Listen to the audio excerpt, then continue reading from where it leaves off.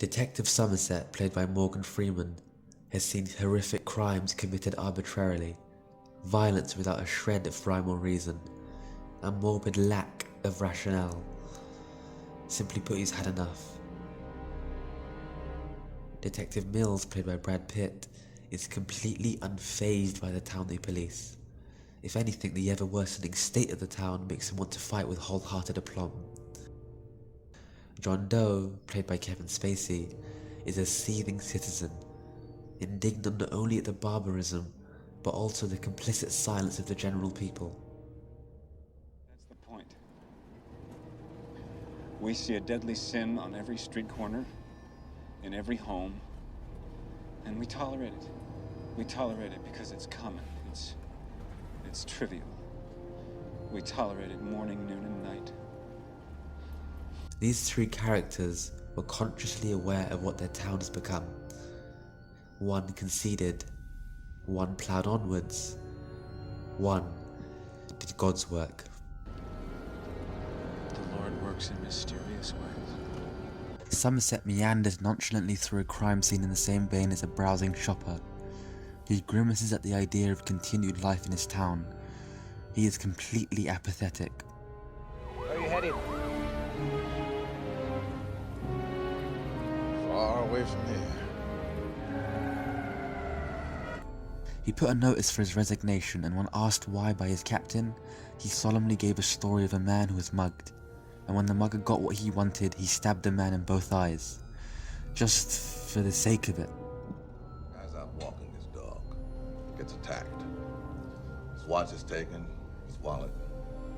While he's lying there on the sidewalk, helpless, his attacker stabs him in both eyes. This happened just last night, about 4 blocks from here. Yeah, I read about it. I don't understand this place anymore. It's the way it's always been. Maybe you're right. In his mind, the town is overrun with senseless crime beyond his understanding, and to him the problems are unfixable.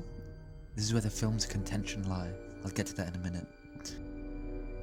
In order for him to live with the chaos and his perceived failure to combat it, he drenches himself in monotony. A scene at the beginning of the film when he is lying down and we can hear what sounds like criminal activity on the streets below. He turns on his metronome to drown out the sounds.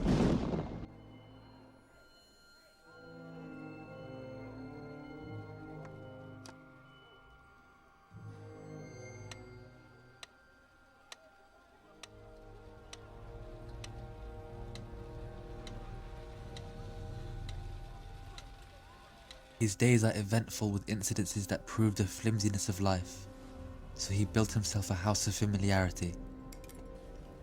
I'm Detective Mills. Detective Mills, on the other hand, is willfully transferred to Somerset's town.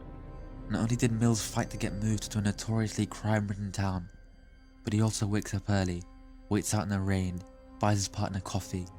He flagrantly kicks down doors, doesn't display any apprehension whatsoever to the prospect of sleeping in his office. A literal gun was pressed against his temple, and that doesn't dissuade him from the pursuit of his man. While Somerset scornfully trudges on, Mills is forever fighting. The film's central argument ensues when Mills and Somerset are in a bar after they witness the prostitute murder. Somerset brands Mills a naive youngster, You can't afford to be this naive. and Mills shatters Somerset's reasons for departing. According to Mills, Somerset has been hyperbolic to validate his departure. He's made these claims of the harshness of the street and is quitting because he believes them, but in actuality, he wants to believe them because he is quitting. Say, the problem with people is that they don't care. So I don't care about people. It makes no sense. You know why? You care. If you want to know, damn right. And you're gonna make a difference. Whatever. The point is that I don't think you're quitting because you believe these things you say. I don't.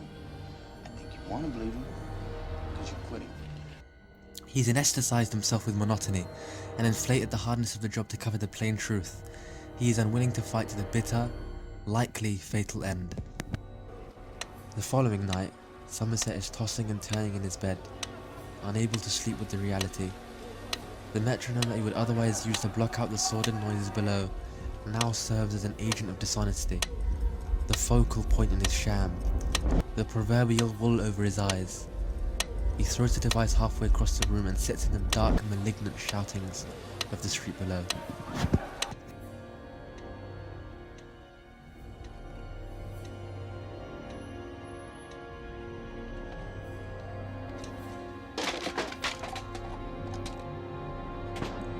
Then along comes John Doe, a civilian, and the obvious culprit of the murders.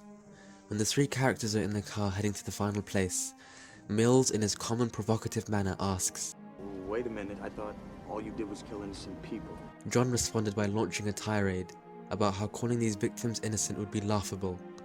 The slain victims were the ones that exemplified the traits that infested the town with crime in the first place. An obese man, a lawyer, a drug-dealing pederast, a prostitute.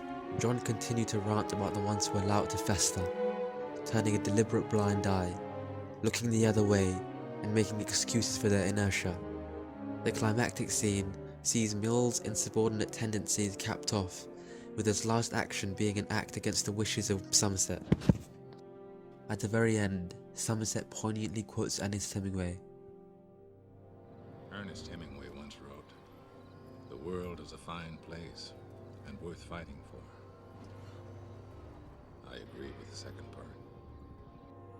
He finally reconciles and drops his excuse that the town is too far gone to fight for.